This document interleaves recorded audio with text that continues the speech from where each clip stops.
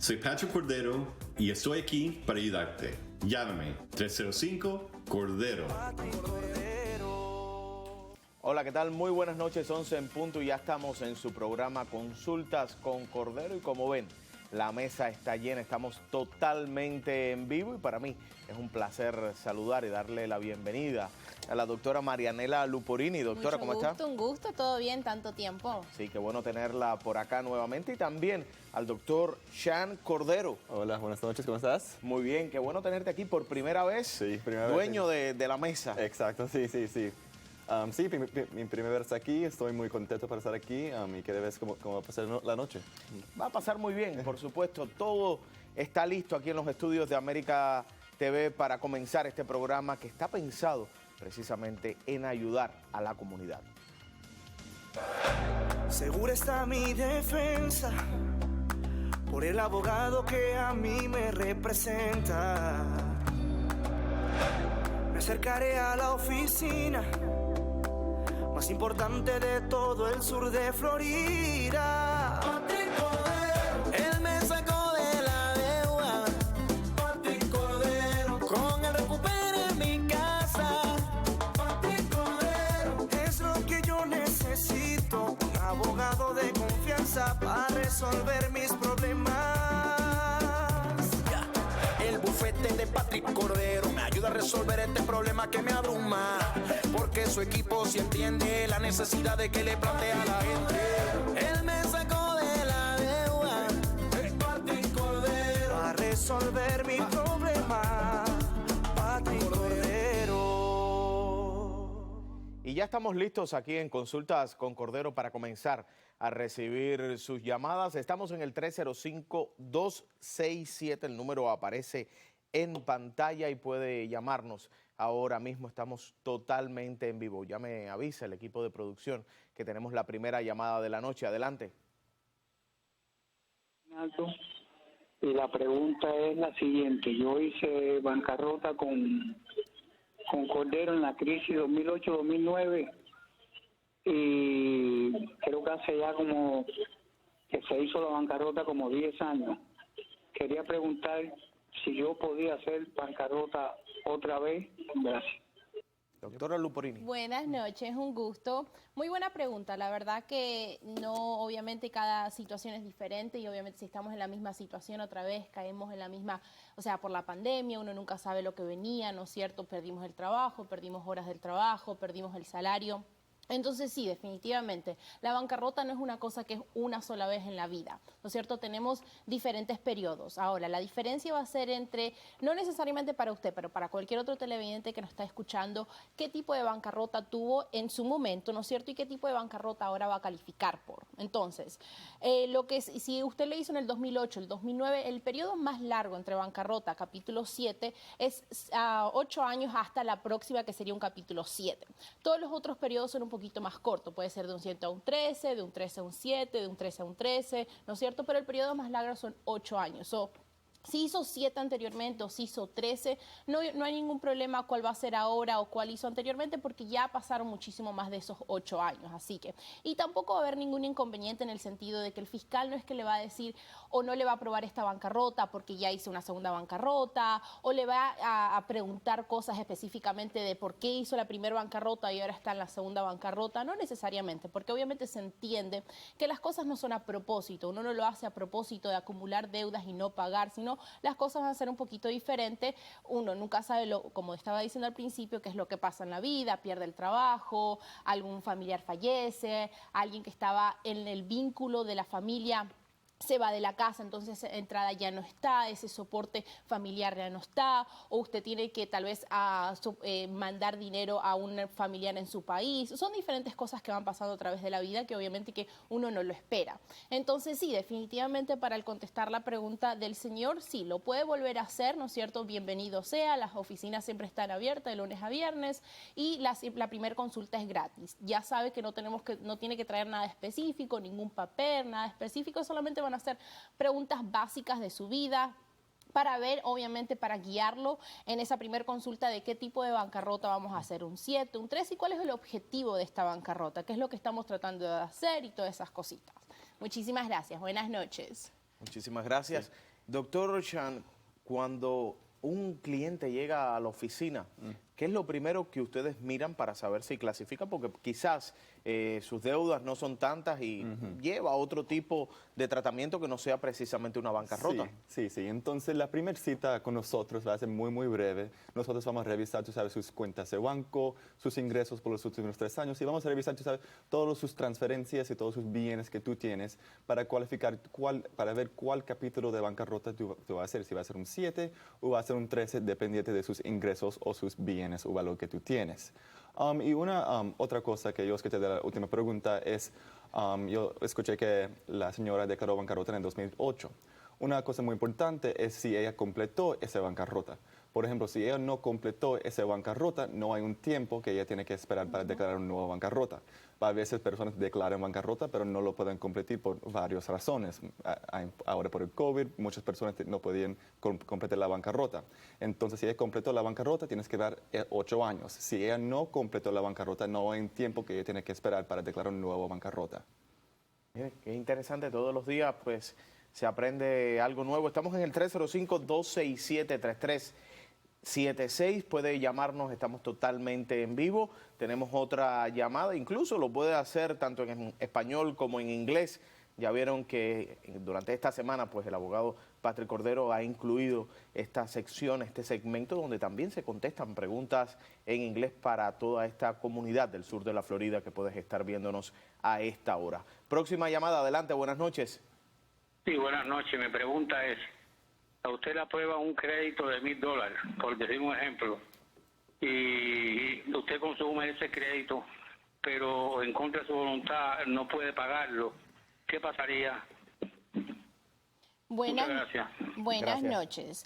Yo voy a hablar un poquito de lo que es la parte civil, ¿no es cierto? De lo que si no podemos pagar y todo eso. Entonces, Sean después puede hablar un poquito de lo que es la bancarrota y qué es lo que se puede incluir y no incluir adentro de una bancarrota, tanto un 7 como un 13. Entonces, ¿qué es lo que pasa en este momento? ¿No es cierto? Vamos a decir que su único deuda es esta tarjeta de $1,000 o este crédito de $1,000 que el banco le dio, el prestamista le dio, ¿no es cierto? Entonces, obviamente que es contra su voluntad, porque perdió el trabajo o X, algo pasó que no podemos pagar estas tarjetas, ¿no es cierto? Lo primero que yo le recomendaría es llamar a la tarjeta y ver si se puede tratar de negociar. O vamos a decir que el pago mínimo son $100, $150, $200, pero llamar y decir, estoy en cierta crisis, perdí el trabajo, ¿no es cierto? A veces le hacen llenar una cierta aplicación del hardship, ¿no es cierto? ¿Qué es lo que está pasando en el momento en la vida de usted porque está pasando en esta situación y no puede pagar? Entonces tal vez le dan un plan de pago tal vez de $50 sin intereses, ¿no es cierto? Llame, no pierde absolutamente nada en llamar y preguntar. Lo peor que puede pasar es que le digan que no y listo. Entonces volvemos a la misma situación que usted estaba antes. Pero llame, pregunte, analice. La mayoría, el 99% de todos los acreedores de todas las tarjetas de crédito siempre tienen a alguien que habla en español. Así que no tenga el miedo de porque sea el lenguaje, ¿no es cierto? O puede venir a la oficina y nosotros también negociamos y hacemos. No necesariamente tenemos que llegar a una bancarrota, especialmente por deudas tan chiquitas, ¿no es cierto? Entonces podemos tratar de negociar. Yo tengo el departamento de lo que son las negociaciones, entonces podemos hacer definitivamente eso, ¿no es cierto? Ahora, vamos a decir que por cualquier razón le dicen que no podemos negociar. Bueno, va a llegar un punto, ¿no es cierto? No necesariamente hay algo determinado en el sentido del tiempo. Vamos a decir, pasa un mes, pasan 2 meses, pueden pasar 3, 6 meses, puede pasar un año y medio. Y entonces esta tarjeta tiene todo el derecho de demandarlo a usted porque se le debe cierto dinero. Entonces, después de lo que es una demanda, le va a llegar una demanda formal a la casa. Eso va a ser un process server que le va a tocar a la puerta y le va a decir, señor, señora, tiene una demanda de American Express, Capital One, Bank of America, quien sea que usted le hayan prestado este dinero. Entonces, después de eso, usted tiene cierto tiempo para contestar, que son 20 días.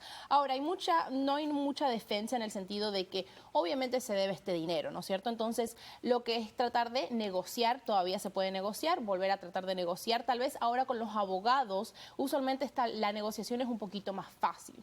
Ahora, fuera de eso, entonces vamos a decir que usted o no contesta o no hace nada o no llega a ninguna negociación. Va a tener un juicio final. Ese juicio final va a determinar, el juez va a firmar un juicio donde dice, el señor sí le debe X cantidad de dinero a American Express. Ahora, eso es válido por los próximos 20 años. ¿Qué es lo que puede hacer este acreedor con ese juicio final, con ese papel de juicio final que es el final judgment?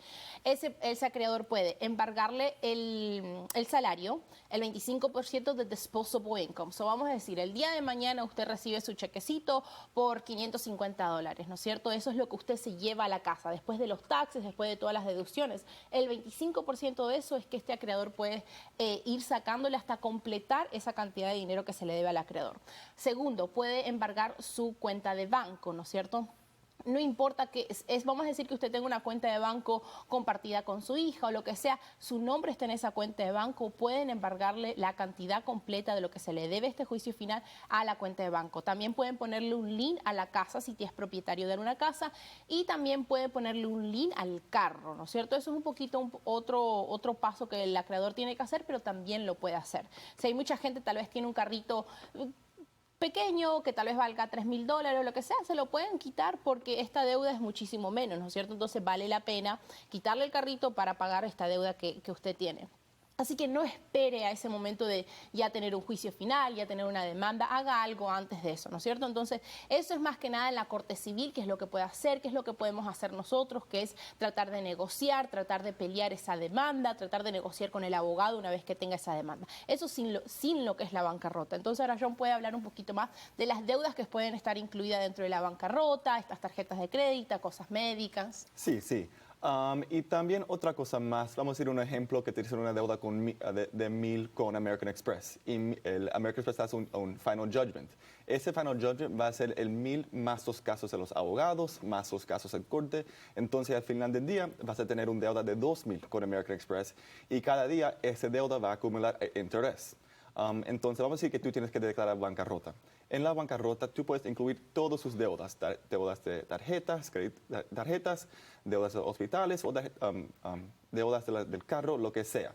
Son 3 deudas que tú no puedes incluir en la bancarrota. La primera es deuda del IRS, el segundo es el student loan y el tercero es el child support. Esas son las 3 deudas que no puedo incluir en la bancarrota. Pero además de eso, puedo incluir todos sus deudas que tú puedes pensar. Pero hay un límite de 400,000 en el corte de bancarrota, pero eso cambia cada año y eso sube, pero eso es algo que podemos hablar de eso que sí tú pasas por la oficina.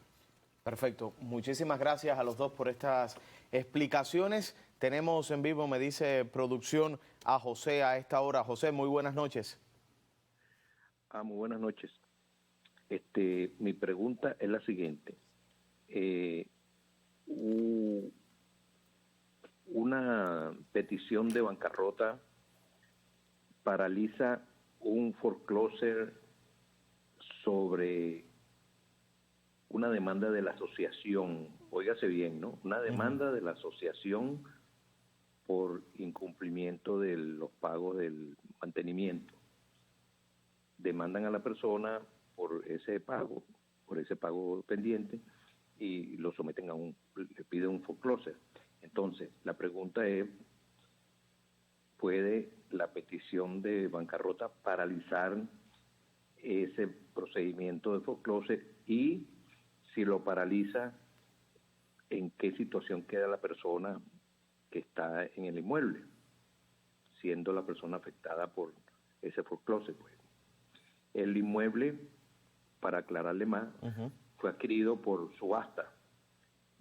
En la subasta se adquirió ese inmueble, pero hay un mortgage de una tercera persona que es la que tiene la deuda del mortgage propiamente dicho. Y la persona demandada por la asociación es el que compró en subasta, pero compró fue la deuda de la asociación. Entonces, quisiera escuchar. Estoy aquí en la línea de todos modos. Sí, por favor, quédese ahí. Escuchamos a los doctores. Buenas noches. Un poquito, yo creo que hay varias cosas que hay que tocar, ¿no es cierto? Primero, la demanda de la asociación a través de un foreclosure. Hay muchas personas que no entienden de que la asociación, si usted compra un apartamento, una casa dentro de una asociación, esa asociación tiene un interés sobre esa propiedad.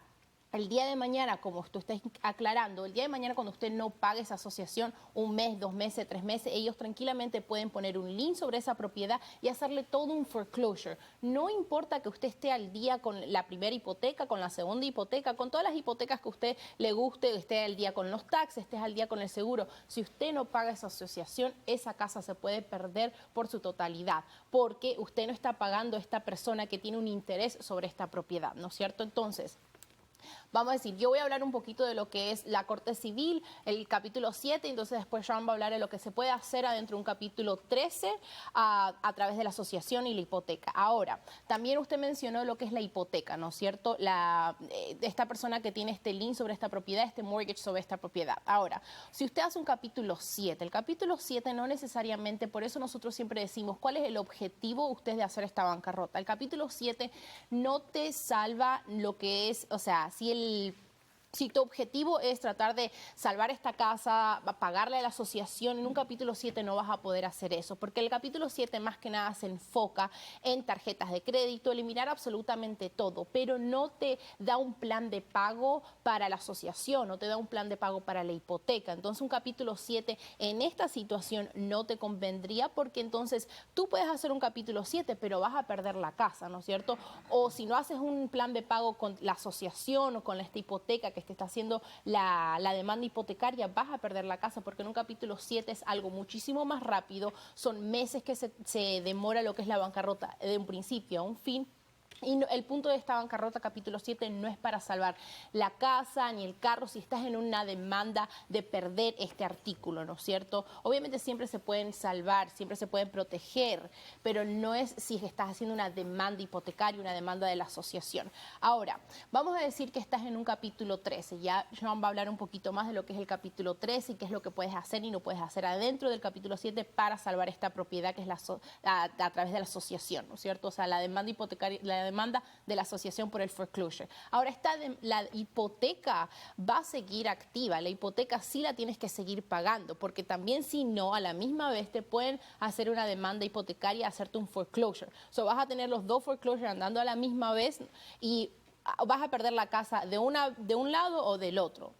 Es lo mismo, vamos a decir que estás en una demanda hipotecaria del primer mortgage o del segundo mortgage o de algún equity line que hayas tenido, ¿no es cierto? Eso no significa que tienes que dejar de pagar la asociación, porque si no los dos te pueden hacer un foreclosure. Y usualmente el foreclosure de lo que es la asociación, la demanda esta para sacarte la propiedad de una asociación es muchísimo más rápido que un banco, porque un banco, acuérdese que un banco tiene miles de gente, miles de clientes, a veces se lo dan a firmas que son bastante grandes, que tienen miles de casos, entonces no mueven los casos tan rápido. Lo contrario de una asociación, la asociación tiene 2 o 3 unidades que están en este proceso, se lo dan a firmas muchísimo más chiquitas, donde los casos se van a mover muchísimo más rápido, ¿no es cierto? Entonces, lo que es una bancarrota capítulo 7 sí va a parar este foreclosure, pero cuando ya el banco se dé cuenta que es un capítulo 7, el foreclosure va a continuar, porque el capítulo 7, como le estoy diciendo, no permite de que usted le haga un plan de pago a la asociación o usted le haga algún arreglo de pago a la asociación. Lo contrario, un capítulo 13, que sería lo conveniente en esta situación, que bueno, ahora Sean nos va a explicar. Sean. Sí, entonces una cosa muy importante es que ya cuando tienes el foreclosure caso, es muy, muy difícil parar ese foreclosure proceso.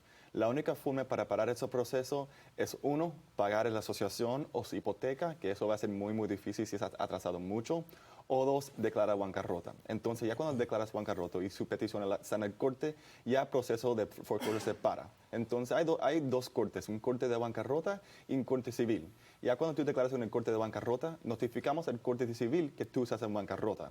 Cuando tú estás en bancarrota, todos esos asociación, la hipoteca, sabe que tú estás en bancarrota y ellos no pueden procesar con el caso de foreclosure. Entonces, el caso se para y ahora estás en bancarrota. Como Marianela explicó, en un 7 no puedes salvar la casa. Vas a perder la casa en un 7. Pero en un 13 tú puedes salvar la casa. En un 13 que hacemos es, podemos incluir la casa en la bancarrota. La bancarrota, un capítulo 13 de bancarrota no solamente es para pagar los tarjetas de crédito. Podemos pagar la casa, la deuda del IRS y todos los deudas que tú tienes en un plan de pago. Un plan de pago puede ser por 3 o 5 años pagando a sus acreedores y a la asociación también en un plan de pago que tú puedes pagar sin perder la casa. Y otra cosa también es... con la hipoteca, si estás al día con la hipoteca, no tenemos que incluir la hipoteca en la bancarrota. Podemos hacer, como se llama, un direct pay, hacer los pagos afuera de la bancarrota directamente a la hipoteca, pero incluir la asociación dentro de la bancarrota. No sé si José sigue con nosotros ahí en línea. Sí, estoy aquí en la línea. Lo que pasa es que Sí. la doctora se le pasó por alto que yo le expliqué que adquirí por subasta la propiedad, pero lo que adquirí fue la deuda de la asociación. La asociación. Del anterior, vamos a decir, propietario que Sí, estaba. claro, sí. Okay, pero yo no tengo la deuda hipotecaria, como usted dice que me van a seguir por la deuda hipotecaria. Yo no tengo esa deuda hipotecaria. La casa la van a seguir. Perdón. La deuda hipotecaria la tiene un tercero que no existe ya, ¿no? O sea, se desapareció en lo que lo demandaron. Hay un banco que le tiene un mortgage, le tiene un foreclosure a ellos también, ¿no? Pero en mi caso nada más es por la asociación. O sea, yo soy como en una situación precaria, vamos a llamarlo de esa manera, ¿no? Sí. Pero a mí no me importa la demanda contra el otro foreclosure, porque eso no me afecta a mí. Yo no aparezco en los papeles de ese mortgage. ¿Sí me entiende? Sí, Eso es un mortgage no aparece. que tenía inicial. Claro, no aparece en los papeles, ¿verdad? Usted como persona no es responsable de pagar esa deuda, pero esa casa tiene ese lien, esa casa se usó como colateral. Yo lo entiendo, pero a mí no me importa ese lado. Lo que me importa es el tema de si se paraliza el proceso de foreclosure o no se, o sea, ya el doctor lo acaba de decir, se paraliza. Pero ¿por qué tiempo se paraliza? Es la gran pregunta. Exacto, pero es eso, vamos a decir, se paraliza, pero depende de qué tipo de bancarrota vayas a hacer. Porque tú hablamos del 7, meses, nada más meses. Si tú haces una bancarrota como titular, estamos hablando o sea, nosotros podemos hacer una sugerencia de bancarrota en la Corte Civil, ¿no es cierto? Tanto usted como, vamos a decir, lo mismo pasa si la persona que es responsable por esta deuda, o sea, que le están haciendo el foreclosure y todo eso, hace bancarrota capítulo 7, porque el 7 no, el objetivo del 7 no es para salvar esta propiedad, porque no hay cómo salvar esta propiedad. No estoy hablando de salvar la propiedad. Entonces estamos hablando de meses, no necesariamente. Ajá. O sea, ¿qué tiempo prudencial, por su experiencia, puede ocurrir? Vamos a decir, desde la sugerencia de bancarrota, estamos hablando después de que ellos se den cuenta que es un capítulo 7, un mes, 2 meses, porque lo que tienen que hacer ahora es ir a la Corte de Bancarrota y decirle, esto es un capítulo 7, esto no va a salvar la propiedad, ¿no es cierto? Que es un motion for automatic stay, ¿no es cierto? To remove the automatic stay. Entonces, no, perdón, not a motion for automatic stay, the motion to avoid... I forgot the name. Bueno, es una moción que tienen que hacer en bancarrota porque ellos tienen un colateral y pueden seguir con el foreclosure, ¿no es cierto? Entonces se lo van a dar, estamos hablando mínimo o máximo 2 meses. José. Ya. ¿Cuál es la situación de la deuda de la persona con la asociación? No, porque eso lo compraste tú. Eso lo compraste cuando hicieron el foreclosure. Pero cuando hicieron el foreclosure, tú compraste la deuda de la asociación. Tú le pagaste a la asociación lo que se le debía. Porque ellos empezaron el foreclosure porque se le debía X cantidad de dinero. Pero ocupo el inmueble desde que adquirí por subasta. Ajá. Y no pagué las mensualidades. Entonces me demandan es por eso. Ahora, una vez que la Corte Federal le notifica a la Corte Civil que yo solicité un charter número 7, ¿verdad? ¿Qué ocurre? El foreclosure puede seguir, porque ya la Corte Civil va a entender de que esto no es un bancarrota de que usted puede salvar la casa, no es un capítulo 13. Pero no me vuelvas a decir de salvar la casa, porque no me interesa de salvar la casa. Exacto, pero por eso mismo. Pero por eso mismo, entonces, como es un 7, la Corte Federal le dice, ok, ya ellos pueden seguir, ¿no es cierto? La asociación, la hipoteca, quien sea, puede seguir con la demanda y entonces ellos siguen. Okay. Exacto. ¿Y qué tiempo transcurre mientras la Corte Federal le notifica a la Corte Civil el resultado de la petición. Eso es automático, porque eso es automático. Vamos a decir, ellos ponen una moción, ellos tienen una fecha de audiencia usualmente en un mes. La fecha de audiencia, vamos a decir, por decirte, es hoy mismo entra en la orden, hoy mismo, si yo soy el abogado de esa persona, agarro la orden y se la doy a la Corte Civil. Eso es al instante. El tiempo que tú tienes técnicamente es el de la sugerencia. Vamos a decir, nosotros si somos tus abogados del capítulo 7, nosotros ponemos una sugerencia de bancarrota en la Corte Civil, ¿no es cierto? Ellos se dan cuenta, ellos hacen una moción en la Corte Federal, ellos tienen un mes para hacer la audiencia. Vamos a decir que ya estamos hablando de un mes y medio, ¿no es cierto? Entonces después, en ese mes, ya es la audiencia, tienen la orden y si yo soy el abogado de ellos, agarro y lo someto en la Corte Civil. Eso es automático. Tú haces el clic y las Cortes Civiles agarran todos los documentos, ¿no es cierto? Por eso te digo que en un capítulo sí, o sea, si es por cualquier cosa de agarrar tiempo, más que nada, tal vez puedes hacer un motion to cancel sale date, un motion to extend it o algo así, si ya estás llegando a un punto de una fecha de venta o algo así. Porque un capítulo 7... si es solamente lo estás haciendo para parar esta venta, ¿me entiendes? Estás perjudicando también tu crédito, estás perjudicando otras cosas, excepto que de verdad tengas otras cosas para eliminar, ¿no es cierto? Por eso la sugerencia, José, que pases por la oficina de Patrick Cordero y allí, pues, con calma analizan todas las posibles soluciones a tu caso. Muchísimas gracias por ponerte en contacto con nosotros.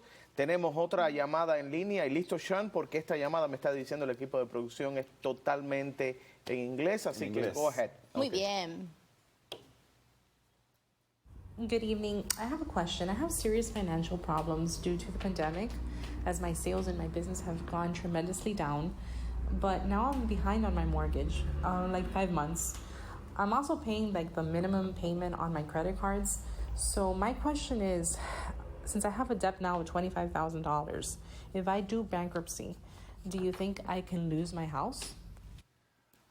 So no, if you do want to declare bankruptcy, you can save your house. It depends how far you are behind in your mortgage.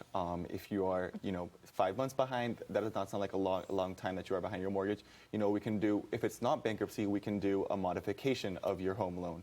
And in regards to the credit cards debt, I would recommend calling those creditors and selling a payment plan with them. If you cannot, settle your home loan, and if you cannot settle your credit cards, then I do recommend you do file a bankruptcy. A bankruptcy, like I mentioned previously, can include all of your debts, whether it's your home loan, your IRS loan, and now in beginning 2020, you can include some student loans into your payment plan, and as well as your unsecured creditors. So I do believe, Chapter 13 would be a great option for you. And come to the office and we discuss all your options here at the Law Office Patrick Cordero. Perfecto, muchísimas gracias a Sean por esa respuesta y por supuesto a esta dama que nos llamó con su pregunta en inglés. Recuerde que estamos siempre aquí en vivo a través de América TV de lunes a viernes, siempre de 11 a 12 de la medianoche en este programa pensado para ayudar a nuestra comunidad. Segura está mi defensa por el abogado que a mí me representa. Me acercaré a la oficina más importante de todo el sur de Florida. Patrick Cordero, él me sacó de la deuda. Patrick Cordero, con él recuperé mi casa. Patrick Cordero, es lo que yo necesito, un abogado de confianza para resolver mis problemas. El bufete de Patrick Cordero me ayuda a resolver este problema que me abruma, porque su equipo sí entiende la necesidad de que le plantea a la gente. Él me sacó de la deuda, Patrick Cordero, para resolver mi problema. Patrick Cordero.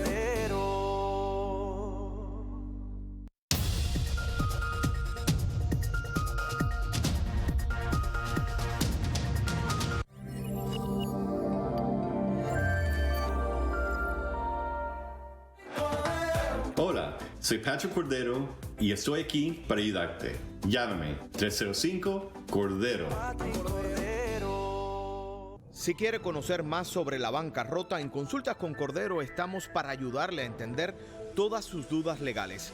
Reciba la respuesta de lo que se puede y no se puede hacer en vivo para que sus dudas dejen de ser un tormento.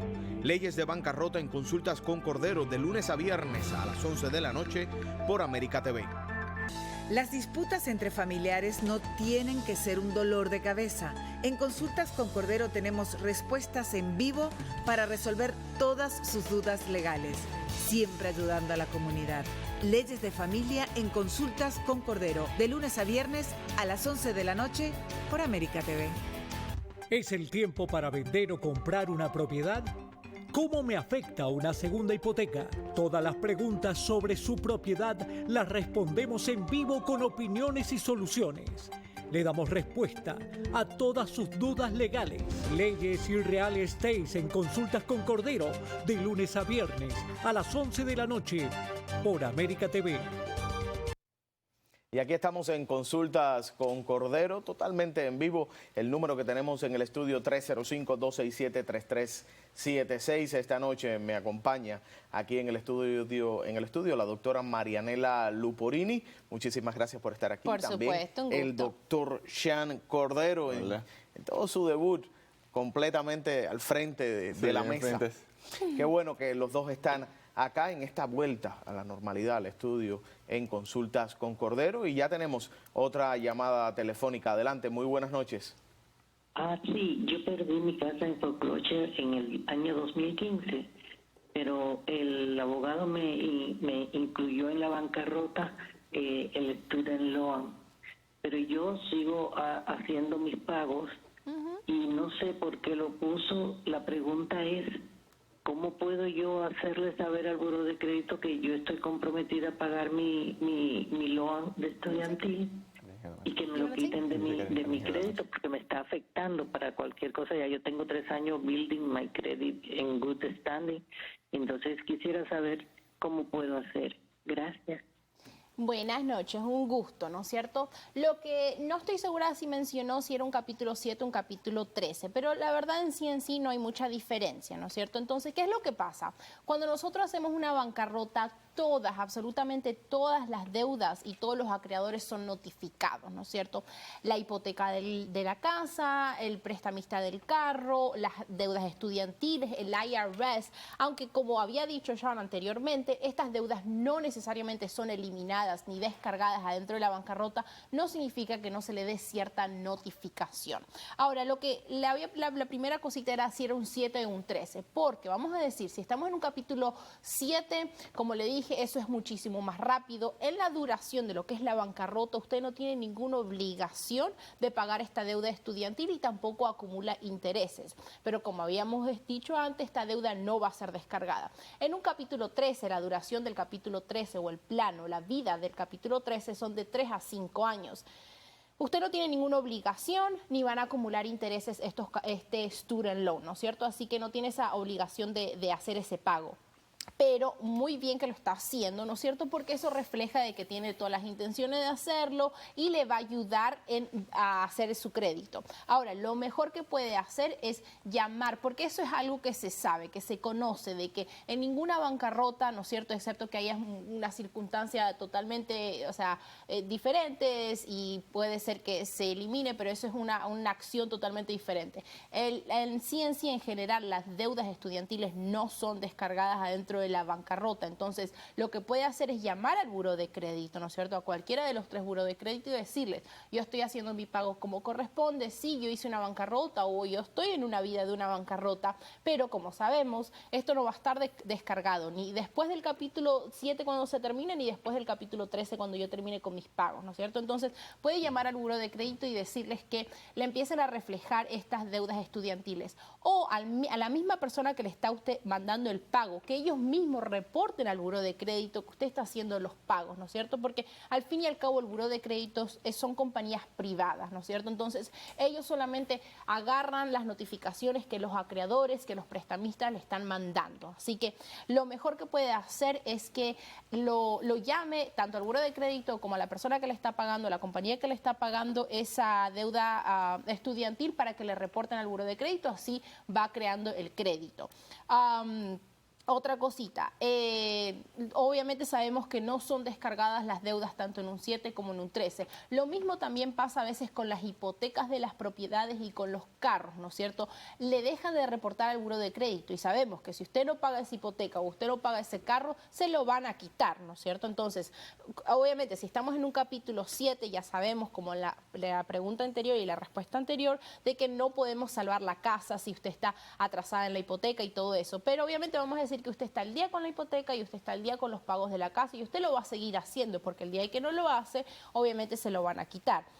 Entonces, usualmente el prestamista, el banco, no reporta al buró de crédito por eso mismo, porque usted está en una bancarrota y técnicamente ningún acreedor le puede estar cobrando activamente porque va a ser contra la ley de lo que es la bancarrota. Pero si usted llama y usted dice, no, yo quiero seguir pagando, yo tengo la voluntad de seguir pagando, yo quiero seguir pagando como corresponde, entonces usted va a seguir pagando. Y eso es todo, depende de la póliza del banco, si le va a reportar al buró de crédito o no, o va a esperar a que la bancarrota termine. Esas son todas pólizas internas de los diferentes bancos. No es algo que necesariamente nosotros podemos hacer ni obligar al prestamista ni al banco a reportarle al buró de crédito porque, como le digo, el prestamista es una entity privado, es alguien privado y el buró de crédito es alguien privado. Entonces, ni el juez, ni el fiscal, ni nosotros podemos obligar a nadie a reportarle el crédito. Pero lo mejor que puede hacer es definitivamente llamar al buró de crédito o llamar a las personas que le están haciendo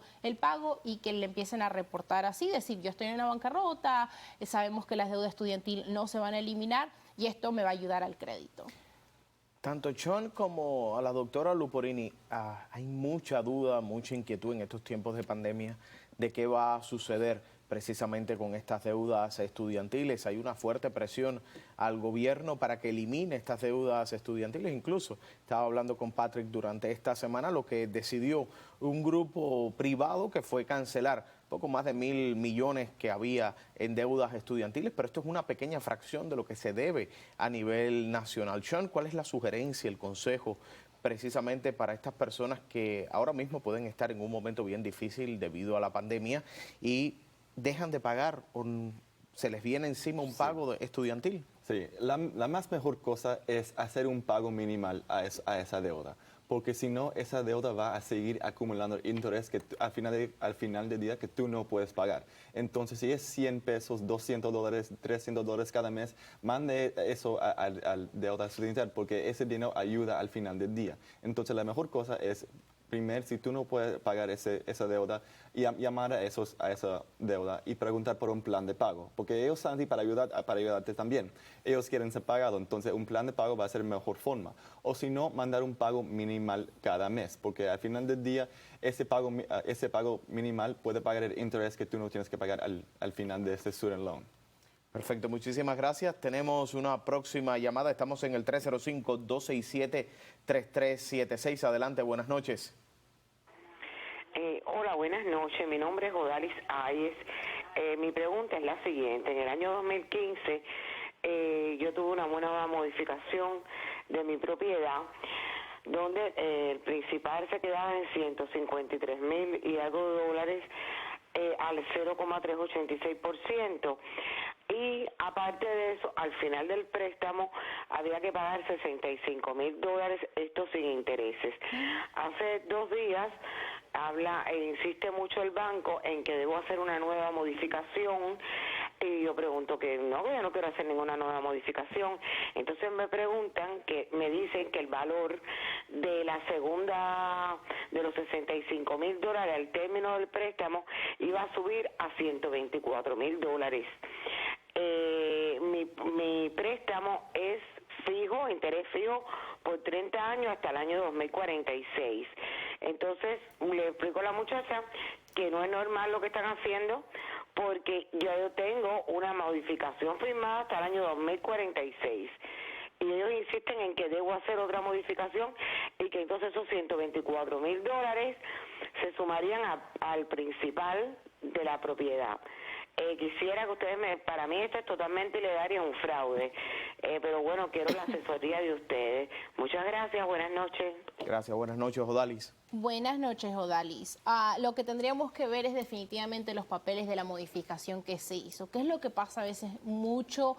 Y el 80% de las veces que se hace modificación hay una cierta porción, una cierta parte de que se perdona, entre comillas, ¿no es cierto? Entonces, si usted sigue continuando como corresponde todas las cosas y los pagos están al día y todo eso, entonces se va a perdonar. Ahora, si usted falla en algún momento o algo pasa o llega el momento ese de que usted tiene que pagar estos $45,000 o algo así, el balloon payment ese que se le llama, entonces, si usted no va a pagar o no paga a tiempo como corresponde, entonces, este perdón de dinero o esta porción del dinero que supuestamente se iba a perdonar, se va a acumular todo de una sola vez. O me imaginaría que eso es lo que le están diciendo, de que usted tiene que hacer un balloon payment, un pago grande de una sola vez, y si no lo hace, este dinero que se le perdonó en el momento de hacer la modificación va a estar activo, no se le va a perdonar porque usted no cumplió los pasos como tenía que ser, y obviamente se le va a agregar a esos $46,000 que todavía se le debe, más este dinero que nunca se terminó de perdonar. Ahora, muchas veces, ¿qué es lo que pasa? Es que por eso hay que leer detalladamente, no es algo que le pueda decir si es un fraude o no es un fraude, porque obviamente si se lo está diciendo un banco, ¿no es cierto? Usted está llamando al banco que le hizo la modificación y todo eso, entonces puede ser que hay algo que usted tal vez no leyó específicamente cuando firmó esa modificación, que ellos están tratando de decirle esto es lo que va a pasar en su momento, ¿no es cierto? Otras veces que hay... en vez de perdonar ese monto, ¿no es cierto? Vamos a decir, usted paga el principal y el interés, como usted dijo, es fijo, basado en ese principal, esos $153,000 que usted tiene. Y hay esa cierta parte que no acumula un principal, pero a lo último de la vida del préstamo se tiene que pagar, nunca se perdonó. Lo único que se perdonó es el interés que va acumulando sobre ese pedacito de dinero que se lo movieron a lo último del préstamo, algo así.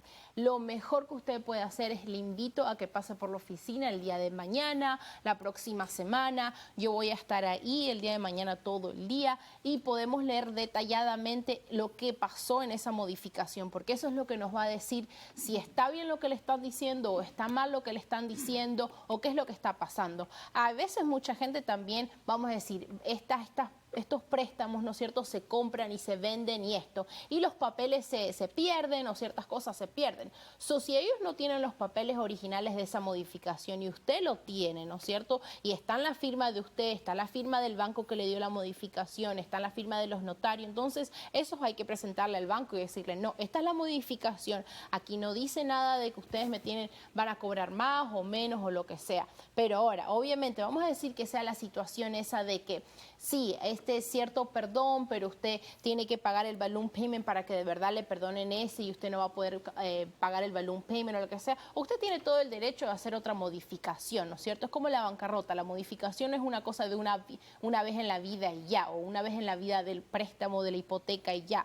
Eso lo puede hacer, tratar de hacerlo para, obviamente, tratar de ver cómo se va a pagar este balloon payment de $46,000 o lo que sea que tiene que pagar en ese momento, ¿no es cierto? Pero lo mejor que podemos hacer en esta situación, como para yo no decirle si es un fraude o no lo pueden hacer o sí lo pueden hacer, es leer detalladamente esos documentos que se firmó en esa modificación anteriormente. Muchísimas gracias. Buenas noches, Odalis. Ahora, doctora, mientras usted hablaba, yo tenía una duda que quizás pueda ser la duda de muchos de los que nos están viendo en casa y más. En momentos hablábamos en el medio tiempo justamente de cómo está el mercado de los bienes raíces, no solo aquí en el sur de la Florida, sino a nivel nacional. Precisamente hoy había cifras y salían reportajes de lo que ha subido la renta, de lo que ha subido el real estate, de lo que se prevé que el gobierno federal pues aumente las tasas de interés, y esto frenaría un poquito la situación que hay con la compra-venta de las casas, pero también frenaría lo que para muchos son las modificaciones y los refinanciamientos. ¿Cómo ustedes desde la oficina de Patrick Cordero, donde también se atiende el tema de los bienes raíces, pues están viendo esta proyección? Y doctora, ¿es lo mismo hacer un refinanciamiento que una modificación? No necesariamente, porque lo que es la modificación, estás modificando tu préstamo existente, lo estás modificando, le estás cambiando el interés, eso depende de lo que te quiera dar ofrecer el banco, ¿no es cierto? El mismo banco con el que estás actualmente. Un refinanciamiento más que nada es ir a otro banco, ¿no es cierto? Y decirle, yo tengo esta deuda con Bank of America, tengo un porcentaje de 3.5 y le debo $80,000, por decirte un número, ¿no es cierto? Entonces vas a ir a otro banco y dices, ok, yo quiero un préstamo de $80,000, pero el interés me lo vas a dar a 1.3 o lo que sea, ¿no es cierto? Entonces, obviamente, al fin y al cabo vas a terminar, por la vida de esa hipoteca, vas a terminar pagando muchísimo menos porque los intereses no son muchísimo menos, ¿no es cierto? Esa es un poquito la diferencia de lo que es el refinanciamiento y la modificación. Pero al fin y al cabo, hay gente que o no tiene el crédito o no tiene los ingresos necesarios para calificar para un refinanciamiento, porque un refinanciamiento más que nada es como comprar la casa todo otra vez, ¿no es cierto? Hacer todo el papeleo del closing y todo eso. La modificación te la ofrece el banco porque obviamente estás pasando por una situación, ¿no es cierto? Estás pasando por, no tienes crédito, estás pasando por el COVID, recién estás incorporándote a tu trabajo, recién estás teniendo las horas suficientes para pagar esta hipoteca, pero obviamente tienes este atraso, ¿no es cierto? Entonces, este forbearance que te dieron, este plazo de plan de pago que te dieron, que ahora llegó el momento que el banco te está diciendo tienes que pagar todo esto de una sola vez y entonces obviamente no se puede. ¿Qué es lo que te van a ofrecer? Siempre mi mejor opinión es decir, haz una modificación. Lo peor que te pueden decir es no, pero no pierdes absolutamente nada. Y después cualquier otra cosa sería un refinanciamiento. Obviamente siempre está el capítulo 13 de bancarrota, que es lo que te ayuda, ¿no es cierto?, a salvar esa propiedad, a pagar ese atraso en un plan de pago de 60 meses, que son 5 años, a pagar tu mensualidad. Pero lo bueno de la modificación y también está el programa del MMM adentro de la bancarrota capítulo 13, ¿no es cierto? Y lo bueno de la modificación es que te van a modificar los términos que ahora no están a tu favor porque tienes que pagar $1,750 todos los meses. Estás haciendo una modificación, te bajan los intereses, te vamos a decir, te alargan la vida del préstamo y obviamente ya no vas a pagar 1,750, vas a pagar 1,200, 1,300, que obviamente que eso es lo que quieres, pagar menos mensualmente como para poder cubrirlo con tus ingresos. Perfecto, doctora. Muchísimas gracias, Sean. Sí, y también una cosa muy común hoy en día es el forbearance. Ahora con la pandemia del COVID, muchas hipotecas se les dan la opción de un forbearance. Y un forbearance básicamente es un periodo de 3 a 6 meses sin hacer un pago a la hipoteca. Pero una cosa muy importante con un forbearance, por ejemplo, hay 2 tipos de un forbearance. Primera opción es, no tienes que hacer pagos por 6 meses y en el 7 mes ya toca el primer pago. Pero la segunda opción, no tienes que hacer pagos por 6 meses, pero en 6 meses tocan esos 6 meses de pagos. A veces personas no leen los datos de esos forbearance y al final del día no te va a ayudar. Entonces es muy importante hablar con su hipoteca cuando estás en un forbearance para saber si al final de esos 6 meses que no estás pagando, si tienes que pagar esos 6 meses o si solamente toca sus pagos normales a la hipoteca. Gracias, Sean, por esa aclaración. Continuamos porque tenemos otra llamada y me dice el equipo de producción que es otra de las llamadas en inglés. Así que vamos a escuchar. Yeah, hello. I just bought a car about 3 years and 3 months ago that I can no longer afford to pay. And I was just sent a notice that they would take the car back if I don't pay. And on top of all of that, I have a credit card over $10,000. I only rent out 1 room for myself, and I'm a college student, and right now my job they're cutting my hours. So I was wondering if I apply for bankruptcy, will they still take away my car? Because right now it's like the only type of transportation I have to get to my job. Thank you. Thank you. Sean? Yes, so one thing that's very, very helpful in the bankruptcy court is that the bankruptcy court is there to help you. Once you do declare bankruptcy, you are what's called under the automatic stay, which means no creditors may contact you, no one may harass you, no one may even send a statement to your house. So that's one great thing in order to save your car. Now, in regards to your car, in order to save your car, it really depends on what the value of the car is worth and how much you still owe on the car. If what you owe on the car is more than what it's worth, then a Chapter 13 bankruptcy can help you, because in a Chapter 13 bankruptcy, we can file a motion to value and only pay what the value of the car is worth. In addition, like what I said before, in a Chapter 13 bankruptcy, we can include your car, your home, your IRS, and include your credit card payments. And a Chapter 13 bankruptcy is all based off of your income. It's going to be a payment that will be reasonable and relative to your income that you can pay each month. Sean, esta llamada que tuvimos ahora se siente que es la voz de una persona bastante joven, Sí. le han cortado pues las horas de trabajo, quizás por toda esta situación de la pandemia del COVID. ¿Existe algún límite de la edad? ¿A partir de qué edad se puede aplicar a la bancarrota? ¿Y cuáles serían esos requerimientos? Entonces, el límite tiene que ser 18 años y tiene que ser un residente de los Estados Unidos. Esos son los dos cualificaciones para declarar en los Estados Unidos de bancarrota. Bueno, ahí ya tiene esa respuesta. Continuamos con la siguiente llamada. Adelante, buenas noches. Mi pregunta consiste en que yo tenía muchas deudas de tarjeta de crédito y recibí una oferta por correo de una firma que se llama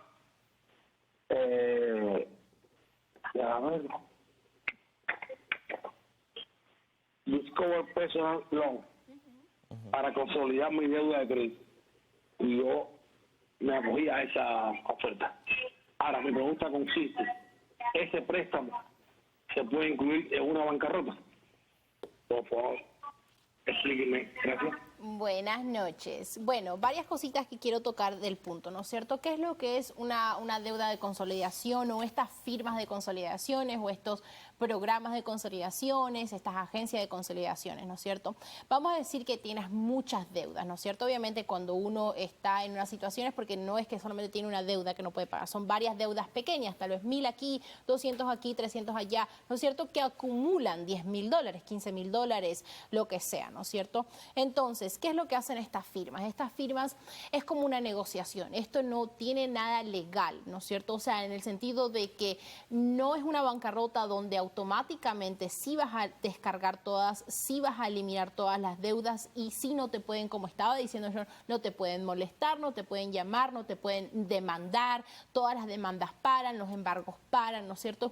Porque es una de protección legal. Ahora, estas firmas de consolidación, ¿qué es lo que hacen? Entonces, tú vas a empezar a hacer un pago a estas firmas de consolidaciones que son 250, 300, $400, depende, ¿no es cierto?, de lo que ellos ven que tú estás ganando. Primero, un cierto porcentaje va a ir a ellos, porque obviamente el trabajo, los costos y todo eso de tener tu caso, de tener tu archivo abierto, ¿no es cierto? ¿Y qué van a hacer? Van a empezar a llamar a todas estas tarjetas de crédito, a todos estos acreedores y van a empezar a negociar uno por uno. Ese dinerito, vamos a decir que tú estás mandando $250, ¿no es cierto? $50 son para ellos para llevar tu caso y los otros $200 son para estas diferentes negociaciones que hacen. Pero están haciendo una negociación, vamos a decir, tal vez con Capital One, pero todavía tienes a American Express, todavía tienes a Chase, todavía tienes a los prestamistas, a Macy's que te están persiguiendo y que todavía te pueden demandar, que todavía pueden tener ese juicio final, que todavía pueden embargarte ese salario, que todavía pueden hacer todas estas cosas.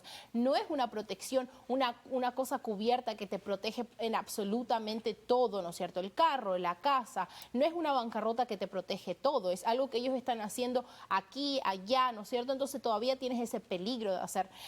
John puede, testificar, hay miles y miles de personas que van a la oficina y decirle, no, yo estaba en esta agencia haciendo consolidación y no me fue bien porque todavía me demandaron, me embargaron el salario, y obviamente, ¿no es cierto? Porque son estas cosas que hacen una negociación con una, pero no con la otra. Entonces la otra obviamente todavía está esperando algún pago y si ese pago no llega, lo van a demandar y le van a embargar todo este salario y todas estas deudas, ¿no es cierto? Eso es lo que es una consolidación. Ahora, vamos a decir que entraste en este programa, esta gente te está haciendo esta consolidación con Regions Bank o con la deuda que tengas, ¿no es cierto?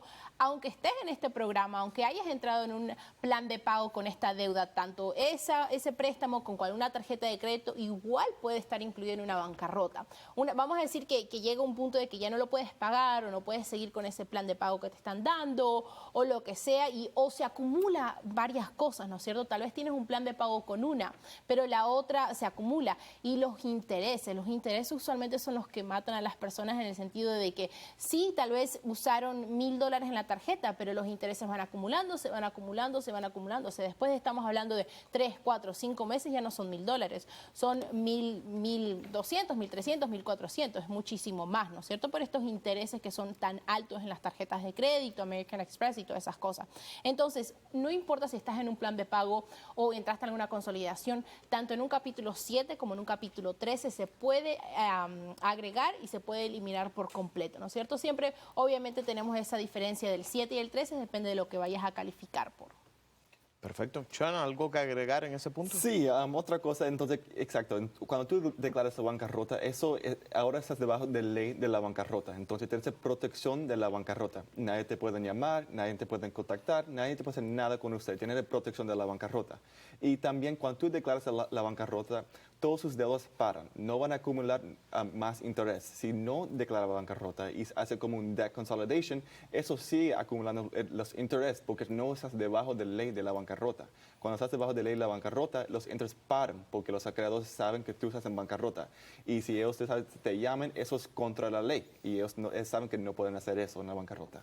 Sean, doctor, a mí me llama muchísimo la atención cómo estas agencias de consolidación se venden como para ayudar a eliminar todas tus deudas, cuando en realidad solo podrías eliminar una fracción de todas estas deudas.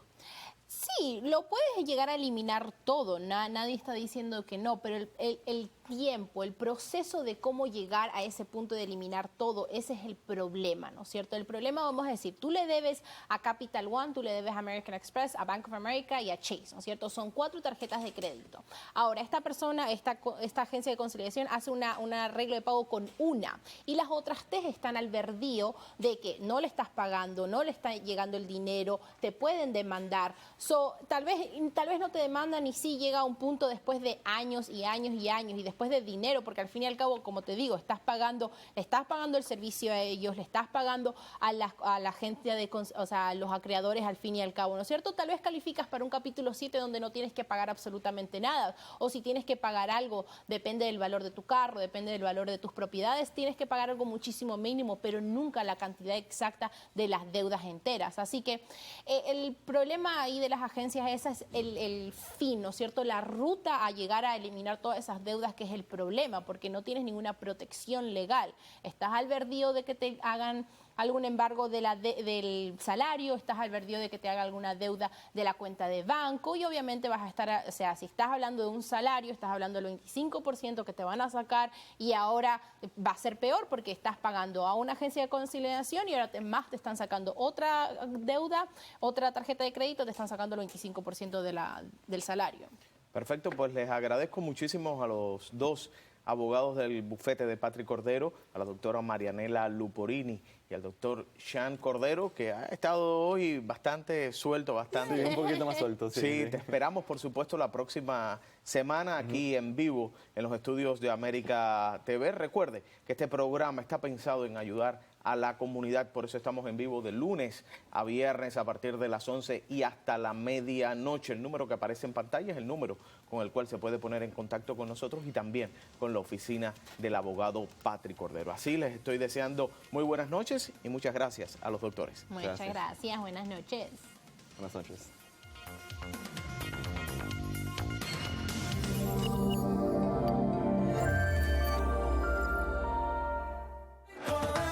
Hola, soy Patrick Cordero y estoy aquí para ayudarte. Llámame 305-CORDERO. Segura está mi defensa por el abogado que a mí me representa.